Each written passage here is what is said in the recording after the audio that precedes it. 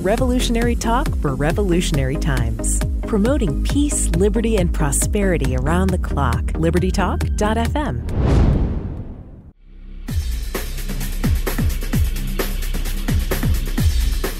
Welcome to Living the Solution with Dr. Elena George.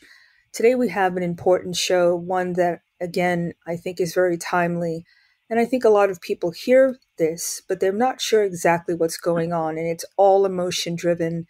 And unfortunately, it's damaging our society. I think it's damaging the future of our country. And I think we need to speak about it. And today we're going to speak about climate change. And today we're going to have someone who can speak to it with just the facts. And I think if people understand things, then they're able to make conscious decisions. And today we're going to speak with Dr. H. Sterling Burnett. He is the director of the Arthur B. Robinson Center on Climate and Environmental Policy and the managing editor of Environment and Climate News. In addition to directing the Heartland Institute's Arthur B. Robinson Center on Climate and Environmental Policy, he puts environment and climate news together as an editor of Heartland's Climate Change Weekly email and he's also the host of the Environment and Climate News podcast. Prior to joining the Heartland Institute in 2014, he worked at the National Center for Policy Analysis for 18 years. He ended his tenure there as a senior fellow in charge of environmental policy. He's held various positions in professional and public policy organizations, including serving as a member of the Environment and Natural Resources Task Force in the Texas Comptroller's E-Texas Commission. He's a former board member and past president of the Dallas Woods and Water Conservation Club, a senior fellow at the Texas Public Policy Foundation, an academic advisor for Collegians for the Constructive Tomorrow, an advisory board member to the Cornwall Alliance, and an advisor for the Energy, Natural Resources, and Agricultural Task Force at the American Legislative Exchange Council. So this is somebody who can speak to the topic that we're about to discuss with knowledge. And I'm looking forward to speaking with you. Mr. Burnett, thank you so much for joining me today. I really am looking forward to our conversation because I think we're being hit over the head with climate change, and everything seems to be now caused by climate change. So Thank you so much for joining me. Well, I appreciate you having me on. Well, let's start from the beginning. You know, I remember back in the day, it was global cooling. I think it started off with global warming, maybe. Then it went to global cooling. Neither one of those bore out. And now all of a sudden we have climate change, which really, it doesn't make a lot of sense to me because every day is a change. It's the weather changes constantly. So what does it really mean? And well, let's be careful not to confuse weather with climate because I don't want to be accused of that, right? Okay. So look, when I was a kid, and I won't speak to whether I'm older or younger than you, but when I was a kid, there were a lot of predictions of environmental doom. The politically involved environmental movement was fairly new. And Nixon was creating environmental agencies, environmental laws were being passed. And at the time, many of the same scientists who are now warning of climate change, at the time were warning of global cooling and the next ice age coming. It was headlines, Time magazine, newspapers, magazines, scientific journals were all publishing articles about the coming ice age because we had been on a modest cooling trend for about 30 years. Now, that's how you measure climate. You don't measure climate in a single year or a single day. Those are weather. Those are random events driven by local factors. But when you average those over a 30-year period, they consider that sort of a measurement of climate. And so for 30 years, from the 40s through the 70s until the mid-80s almost, they were warning of a global cooling. And then the temperature started changing. And within, months to just a couple of years, people started talking about global warming, even though it was only 2 or 3 years in. There wasn't climate change yet. And so then they were warning of global warming. And of course, it didn't matter whether it was cooling or warming, the solution was always the same: bigger government. Every problem is bigger government. Then it became inconvenient to talk about global warming because they kept holding hearings, planning hearings that they had to cancel because of snowstorms, and they were getting mocked. I guess they didn't have the foresight of computer models to tell them not to plan global warming conferences during the middle of winter. But so then they started talking about climate change because, well, like you say, the climate changes all the time. But truthfully, climates don't change all the time. Weather changes all the time. Climate change is only measured, as I said, over a 30-year period. And the problem was they didn't have a 30-year period when they started making these claims. Now we've had 30 years of modest warming. Actually, it warmed up initially, then it plateaued, and then it started warming a bit again. But the question is, we're accused of being deniers. People like myself, who I consider myself a climate realist, we're accused of being deniers for what? For following the science. And the science says we've had a modest warming. It says nothing about what's caused this modest warming or the modest cooling before it or the modest warming that happened from the 1880s through the 1930s before that. What we can say for sure is that the earlier warming wasn't caused by greenhouse gases, because the large majority of human-caused greenhouse gases weren't in the atmosphere until after industrialization, major industrialization in the 1950s. And it can't account for why it started cooling in the 40s. So, the evidence that humans are causing the present modest warming is lacking. But yet they try to attribute everything bad, doesn't matter what it is, everything bad, to climate change. Mm-hmm. You get a fire, it's climate change. You get floods, it's climate change. You get drought, it's climate change. You get too much rain, it's climate change. Too many hurricanes, climate change. More powerful hurricanes, climate change. Less powerful hurricanes, no hurricanes, climate change. I called it, I think the article that you brought to my attention was climate du jour season again. Well, right now we're in the middle of what has been called for the entirety of my life and before hurricane season. We're 2 months in. How many hurricanes do you hear about striking the U.S. this year so far? None. And yet you don't see headlines saying climate change to blame for no hurricanes, because they don't want to give any good news. Mm-hmm. Last year we had hurricanes, and we had them starting a little bit earlier than normal hurricane season. We had some early tropical storms in May and some hurricanes in June, not to peak.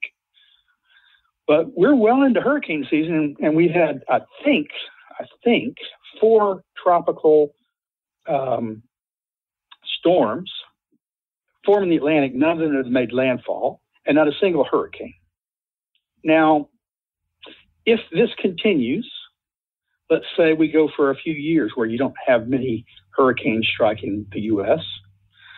and many strong hurricanes, they're going to say global warming is good for us, because the truth is, one of the things that warming should do is cause massive wind shear at the top of hurricanes, which makes them break up. In addition, it should make them harder to form, because just like I'm in Tornado Alley, the difference between the ambient temperature at the surface and the temperature in the clouds is what drives strong storms. Well, according to climate change theory,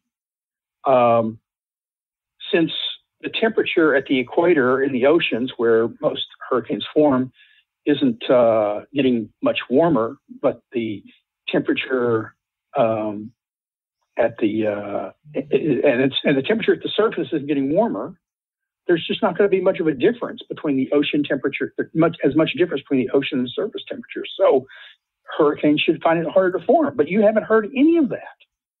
If you follow the science, that's what it says, mm-hmm. But you don't hear any of that from the alarmists. Well, it's only convenient, right? Whatever keeps the narrative going. And let's take our first break, because I want to go into more detail with the CO2 and how they're trying to manipulate that and our behavior. So let's take our first break. Sure. You're living in the solution.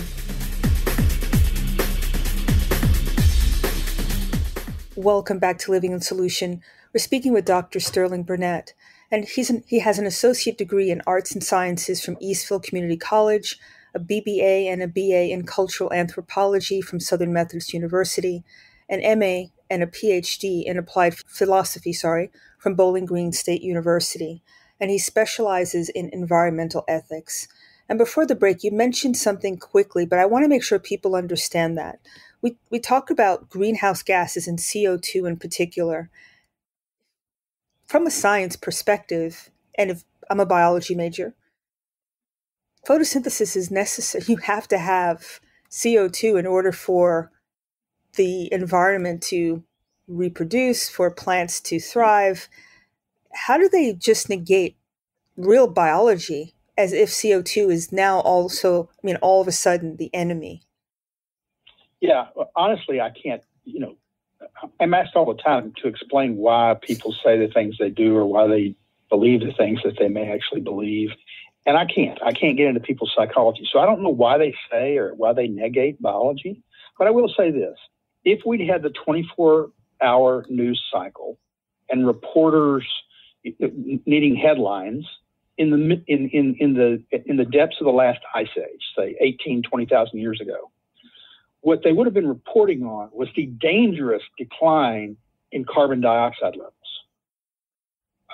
Because 20,000 years ago, if you look at the Earth's history geologically, because that's the kind of time you need to be doing, the Earth has had much higher levels of carbon dioxide in the past.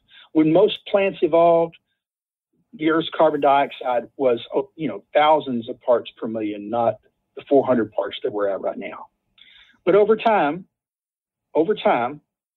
carbon dioxide has been drawn down. It's been drawn down by plants into the soil, into their roots, where it got locked in the soil.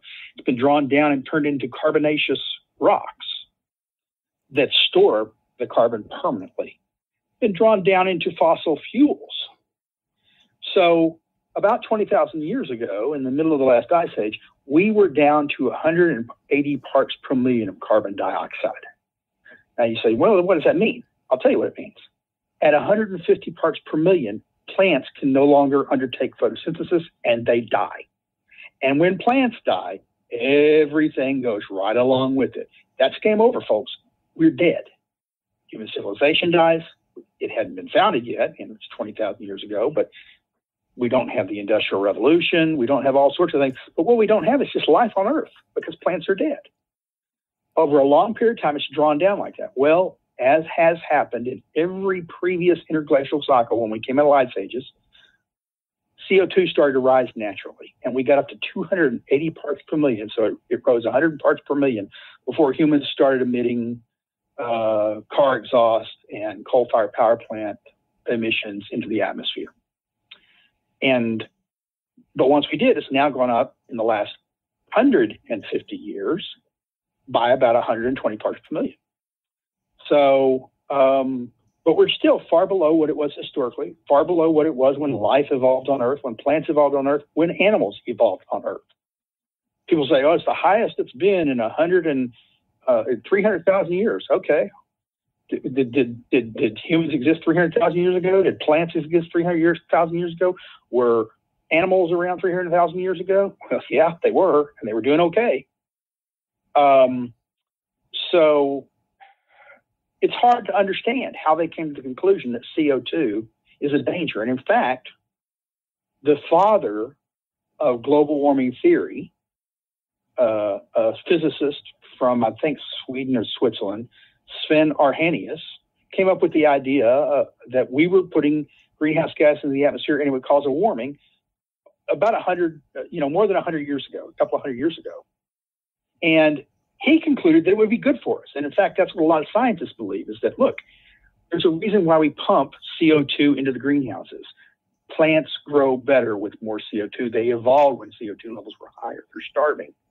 We're making them grow. And in fact, 70% of the greening of the earth is due to CO2, and the earth is greening. So plants are doing better. Food production is better.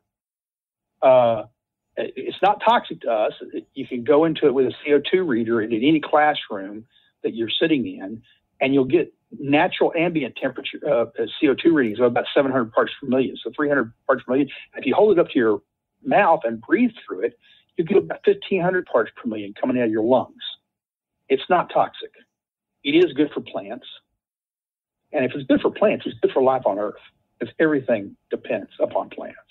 Your insect life, your animals, your herbivores, your omnivores, your carnivores.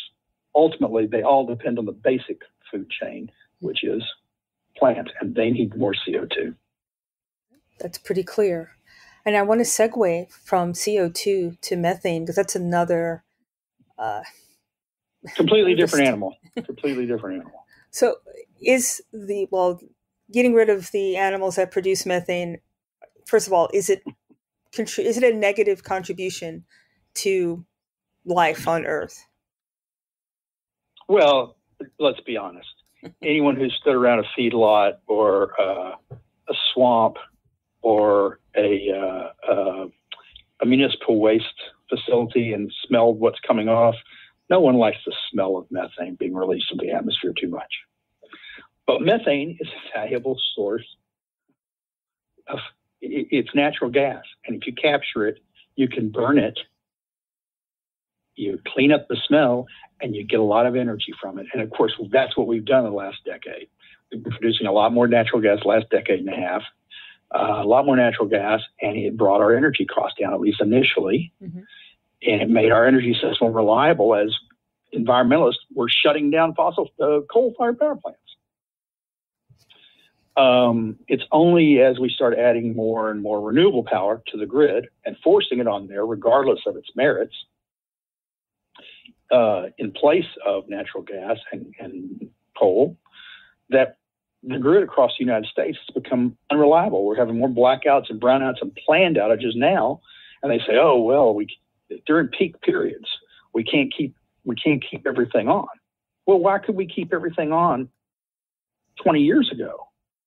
Well, we've changed the grid a lot in 20 years. We've made it more and more reliant on energy sources that depend on whether Mother Nature cooperating. A coal-fired power plant doesn't care if it's raining outside or snowing outside or hot outside. It works. It doesn't care if the wind blows. It works. Wind turbines aren't like that. Neither are solar panels. So we've taken an electric grid designed by engineers and replaced it with one designed by politicians who aren't engineers. And what could go wrong, right? Yeah. I want to actually talk about the coal burning plants. I mean, yeah. The technology has changed, has it not? I mean, it's much cleaner now. You always get this mentality or this mindset that it's spewing out, toxins, and it's totally dirty energy, but has not every time. Oh, go ahead. Go ahead. Sorry. Well, I'm just curious. No, hasn't it changed? Hasn't the technology advanced? And isn't it a lot cleaner than it used to be? Well, no, there's no question it has. It's cleaned itself up in part because of efficiencies. Because it made sense economically for them, and it's changed in part because of laws and mandates. Now, it's not clear that some of those laws didn't slow the transition because they set a floor that was pretty easy to meet, and once they met the floor, they didn't feel the need to make a lot of changes. But let's talk about you're talking. There's two different things, coming out of coal fuel power plants or any fossil fuel power plant. I'm not just talking about coal, but coal is the dominant form of electric power, dominant electric power source until about a decade ago. You have emissions of pollutants.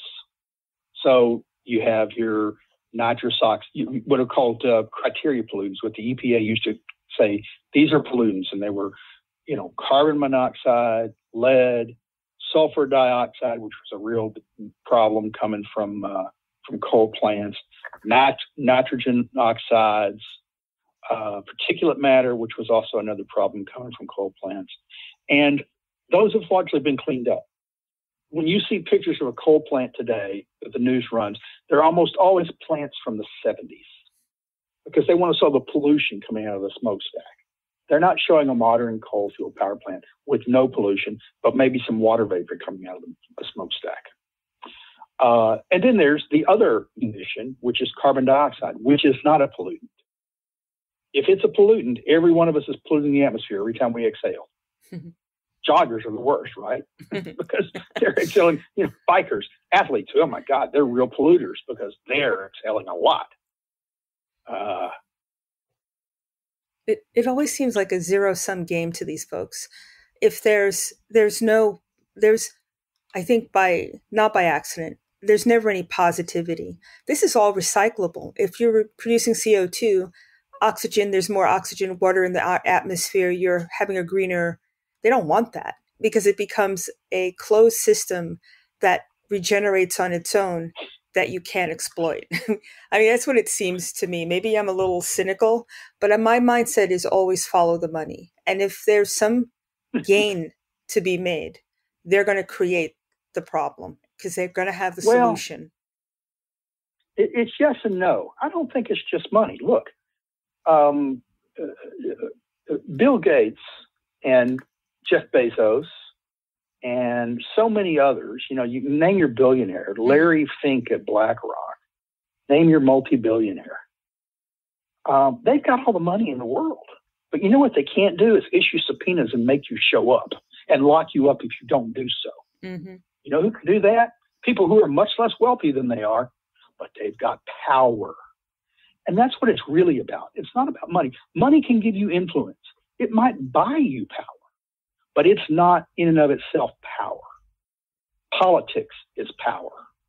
And all of the solutions proposed by environmentalists don't require market solutions. They require government getting involved and mucking about in people's lives, telling other people, it's always other people, how to live their lives. No one pretends that Leonardo DiCaprio, who takes his private jet to win an award for saving the environment, that John Kerry, that Al Gore, that former President Barack Obama, who one of the first things he did after leaving office was buy a house on the beach that he said would, when he was president, would no longer be around because of climate change. No one pretends their lives are going to change one iota if these policies are enacted. It's elites forcing others not to be able to drive their cars. Rich people will still have their cars. It's poor people that won't have cars and won't be able to take personal transit. Rich people will still have their jets or be able to fly even commercial, but poor people won't. And developing countries, God forbid, they develop like we have and get what we have, air conditioning and modern refrigeration, and they're not dying in infancy. They're not starving. God forbid they get a coal fuel power plant that saves lives so they can go to a hospital at night. It's elites telling everybody else how to live because it's convenient for them. They need SERPs. They need people down on the farm doing the hard work while they sit, overlooking their infinity pools, smoking their cigars, drinking their scotch, and saying, "Oh, well, we saved the environment. Now go plant that tree, fix my car,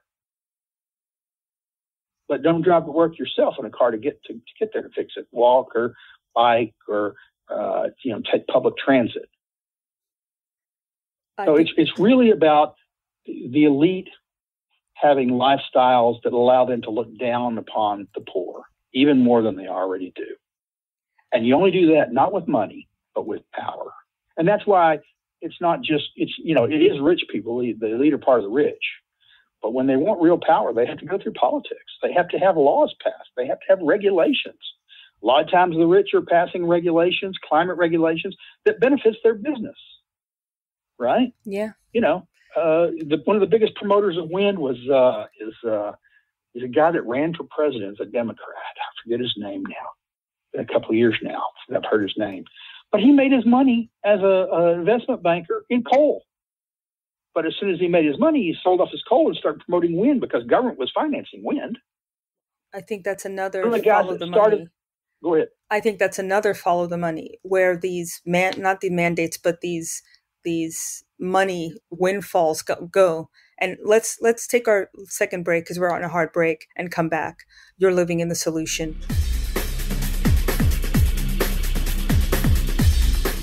Welcome back to Living the Solution. We're speaking about climate change. And before the break, I think you did a wonderful job, Dr. Burnett, of giving us the bigger picture. I think you're right. I don't think about this often because usually money, especially in healthcare, is a major driver. But I think ego, and I always have something chilling when people say, I want to change the world. It's never in the majority's interest. And it's usually something that's very selfish involved with it.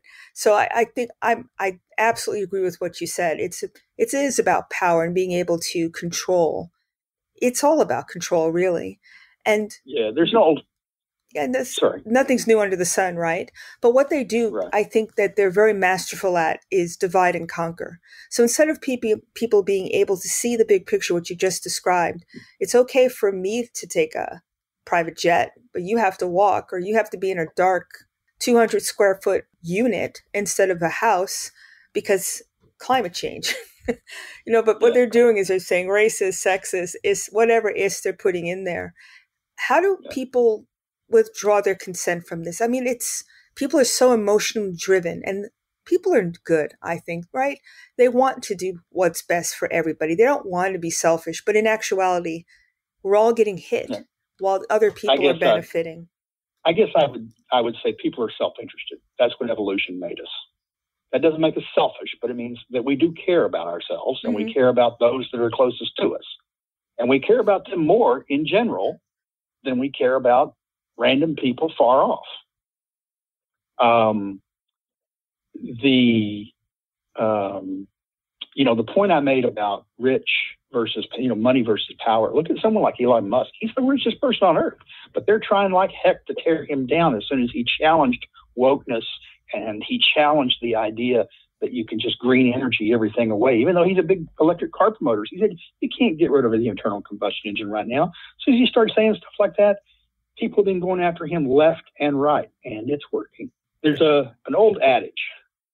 I forget the exact statement, but it compares basically the mob to the government. And they said, the mob might be sated just if you pay them off. All they want is money.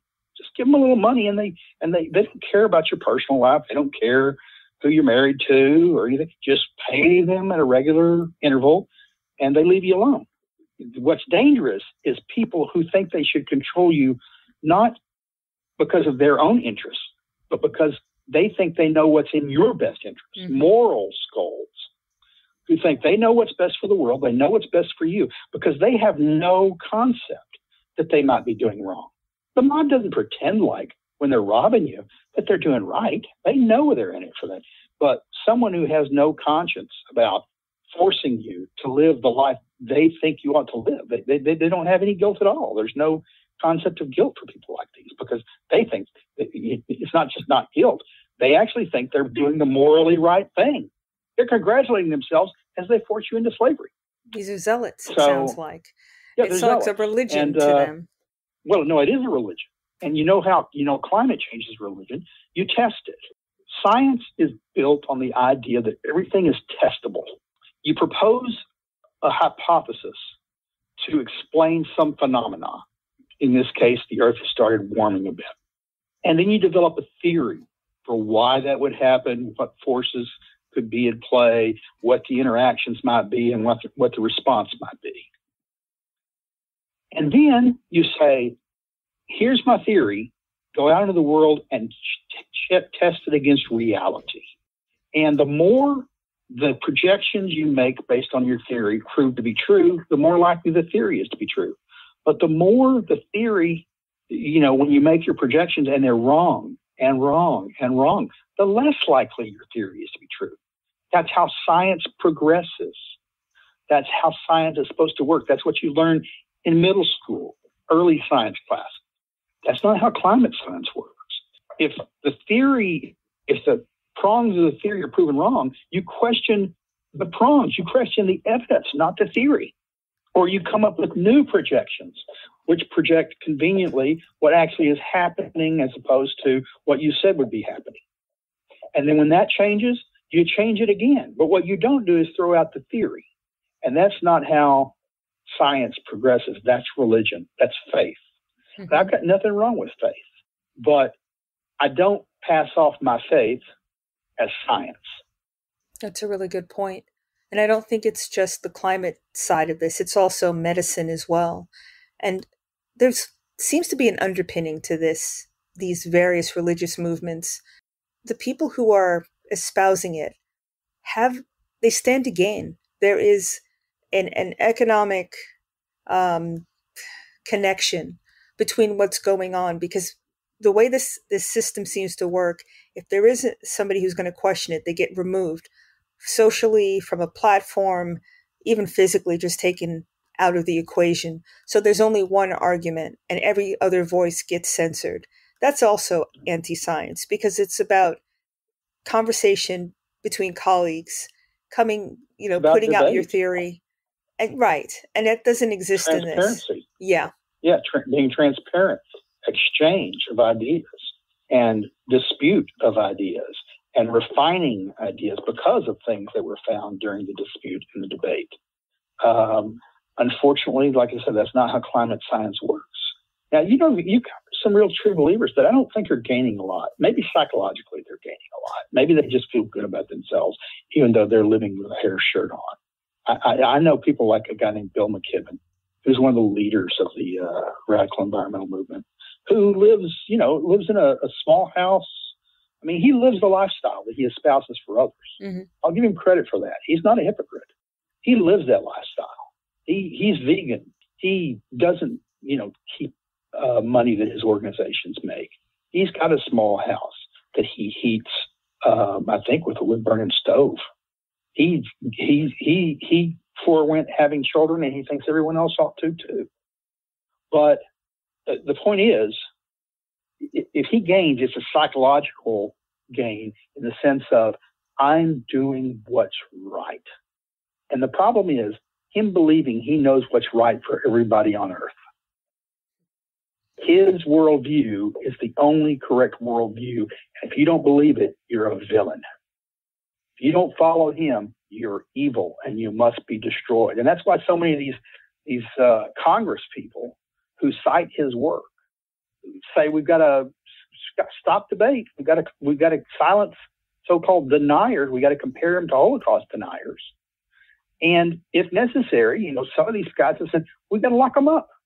A lot of the environmentalists like China, but I don't really think they like China's results. They don't laud them for putting out more CO2 than every industrialized country combined.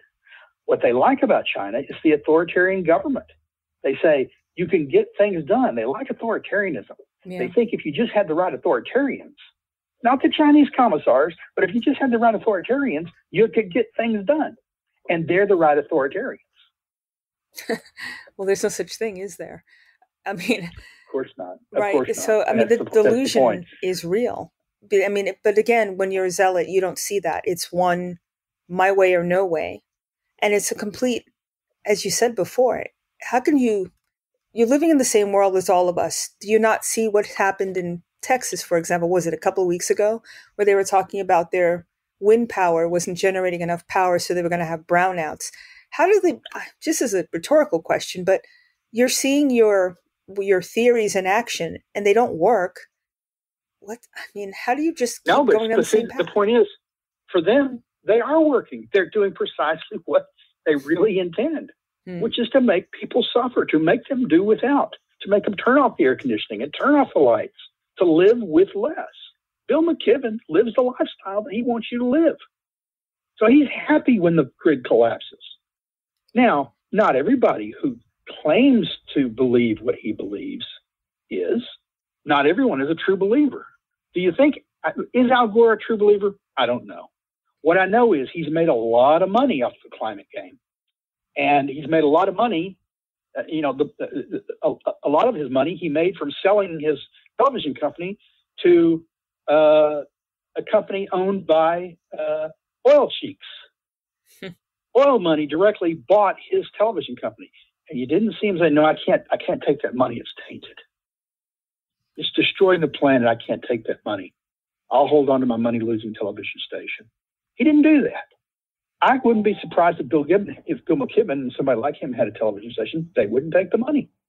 But most of these folks ain't true believers. What they are is believers in power. It's not about protecting the environment for them. It's about protecting and not just protecting their power, expanding their power over people's lives, because they believe they know how everyone ought to live.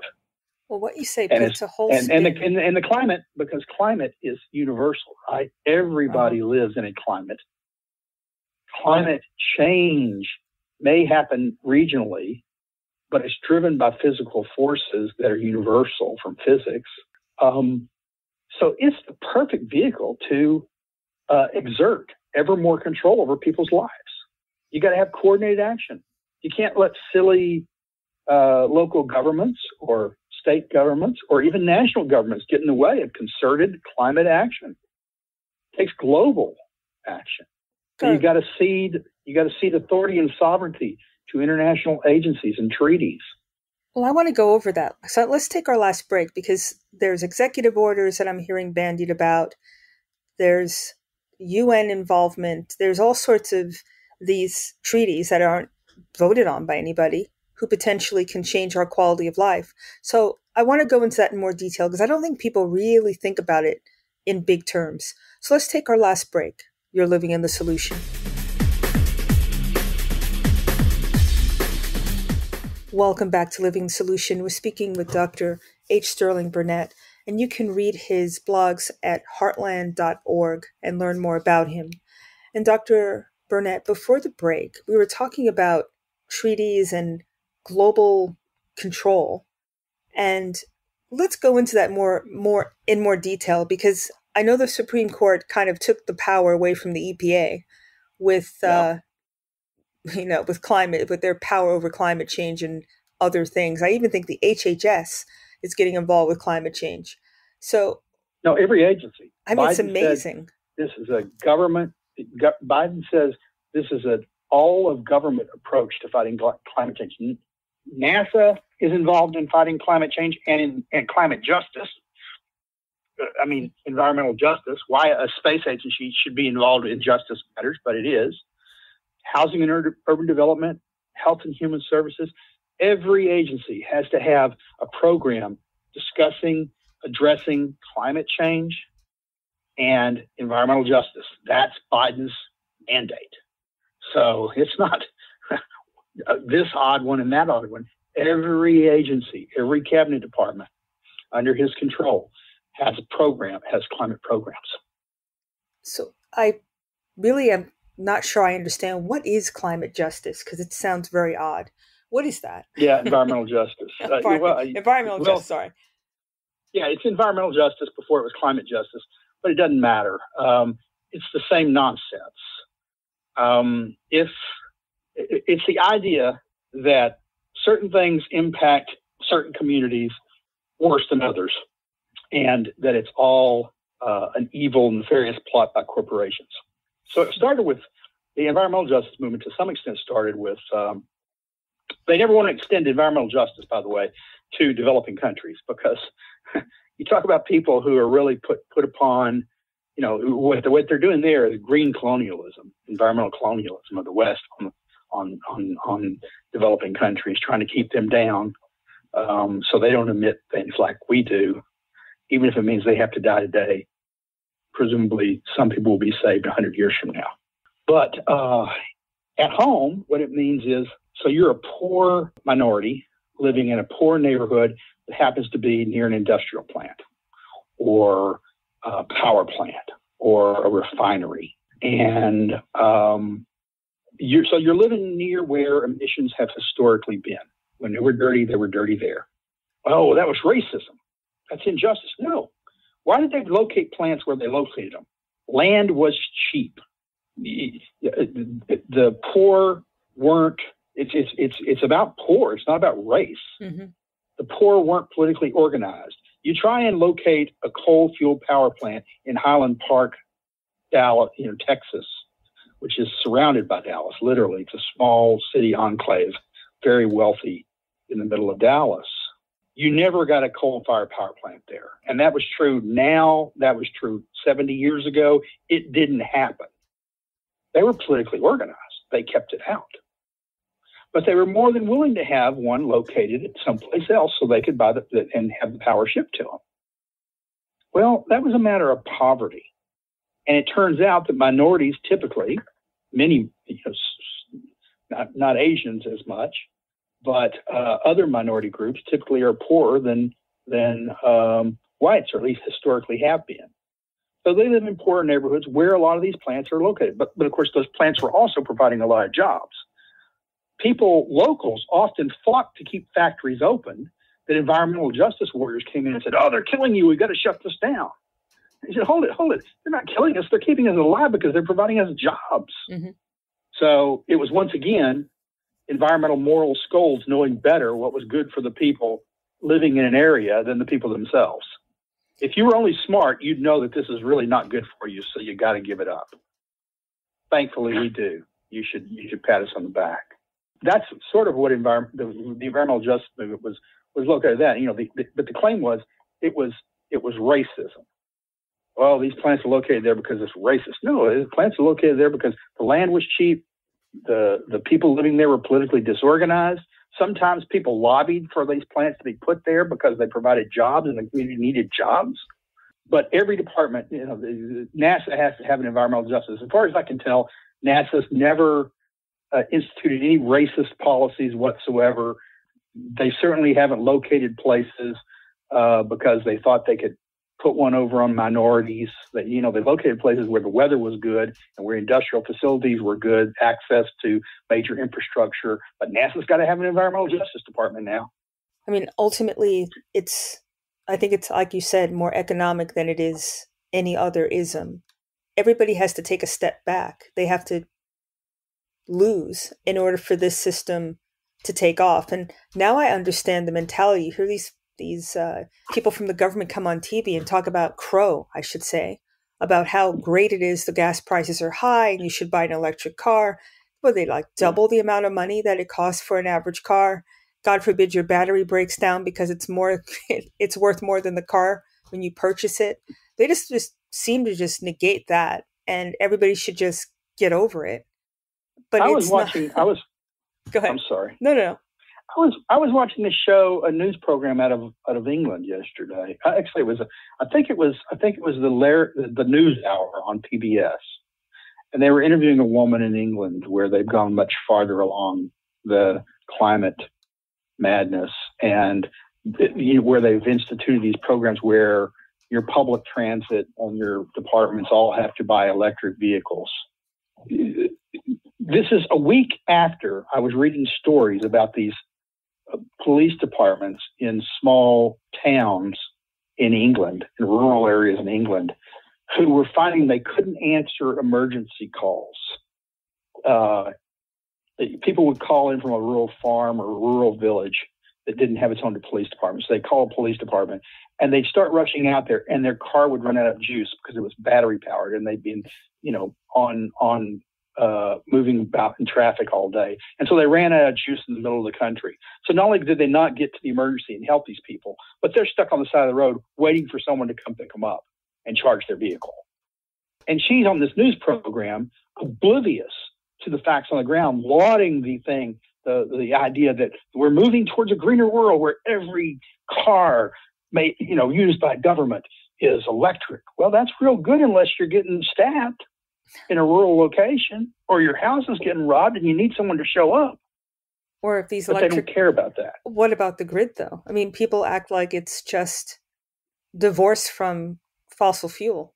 But what's running electrical grids, if that goes down and you have an all-electrical vehicle, what are you going to do then? Well, that's what the police officer said. He said, look, it's not just... He once again, he mouthed what he was supposed to mouth. Oh, yes, we've all got to go green.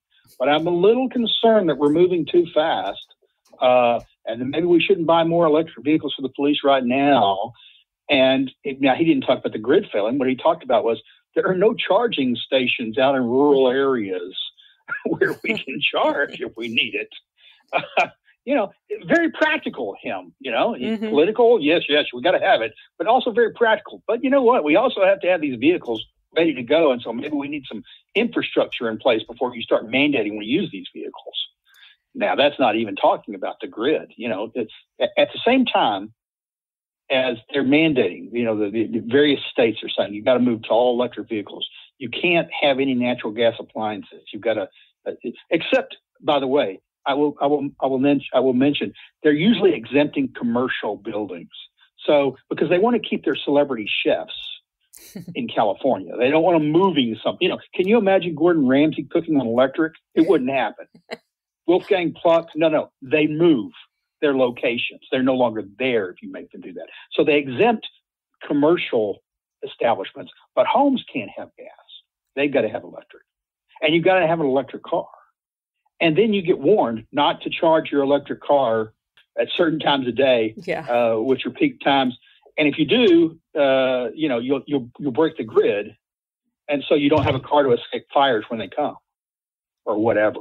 They're literally making us more and more reliant on electric power at the time that they are at the same time they are making the electric power supply, the electric power grid, less and less reliable. At this point, how can we get better handle on this? I mean, ultimately, it's not a mandate at this point. What can people do do they go to their government agencies? Do they just use their pocketbook to make their voices heard? Because if we go down this path, we're going to be locked in our, in a radius that you can walk in a dark hovel. It's not really about quality of life at all. No. Well, you can pay attention. If someone tells you that he has magic beans that will make an electric system work without fossil fuels, not to vote for him the next election. He's promising you, he's telling you lies. If he says an electric grid that is dependent upon praying to the gods of Mother Nature, like our ancestors used to do, hoping the gusts of wind stay pretty steady, and hoping the clouds don't come over and block out the sun. If that's what he's telling you is a better system than one that you can just turn and flip on a switch and have fuel there, then he's lying to you, and don't buy it. Politically, that's what you can do, is to pay attention, to stay on top of it, to go to your locals and say, I will not take it. Do not teach my kids this crap in school. If you do, it's time for private schools or time for homeschooling, because I won't have my kid taught this crap. That's what you do at the local level. In addition, most people, I would guess more than 51% of people in this nation, have some kind of retirement set up, not just Social Security. They have some stocks somewhere. They have some bonds. They have an IRA. They have a 401k, a 403b. They have, a portfolio. Get active in how you manage that. Make sure you're not allowing someone to manage your fund that is painfully woke and elite. His only goal should be making profit for your funds so you can retire well. That should be all he cares about. And if he tells you he cares about the earth and wants to use your funds to fund his sustainable development and his sustainability goals, and he has, their thing is bought into what they call ESG, environment, social, and governance programs, you need your funds and your money somewhere else. Because that tells you he's putting something besides your retirement well-being ahead of your retirement well-being. He's putting his personal view of what the future should look like. He's using your money to finance his fantasies, his or her fantasies. Be active investors. Be active in politics. I'm not telling you to run for office. I'm just saying you need to be aware. And if a politician tells you something that sounds suspicious, it's because it's fucking suspicious. If it's too good to be true, it's too good, right, to be true. It's not. Yeah. Look, I would wager 90% of the politicians that I know, that I won't say I know, because I know very few of them personally, but I know a few. If I had children, I wouldn't let them babysit my children. And if you wouldn't let them keep your children overnight, why in the hell would you let them run your lives? On that note, we need to stop, unfortunately. Time goes way too fast, but you've given everybody a lot to think about and a lot of a lot of information that they can take their power back. So I want to thank you so much for coming on. How can people reach you and listen to your podcast? Well, I appreciate you asking that, and I appreciate you having me on. So go to www.heartland.org. You can sign up to receive our podcast on your favorite device, or you can just listen to them online at heartland.org. You can sign up for my weekly newsletter. It's actually about 3 times a month. It's called Climate Change Weekly, but I take a week off every month from that. You can sign up for environment and climate news. You can go to our other climate websites, Climate Realism, Climate at a Glance. And if you care about things beyond climate, because I'm the first to admit that environment and climate is not the only important thing in the world, it just happens to be my area of expertise, go and check out our Heartland Daily News on our healthcare news or our budget and tax news. The world is a big place, and we, unfortunately, because we have politics, we got to keep an eye on a lot of different pots boiling and a lot of people's hands, I'm mixing metaphor here, in the cookie jar. Well, I absolutely agree. And again, thank you so much for joining me. I really enjoyed our time. And thank you for everything you do. Well, thank you for having me, and don't hesitate to reach out if I can ever be of help again. I certainly will. And thank you, everybody, for living in the solution.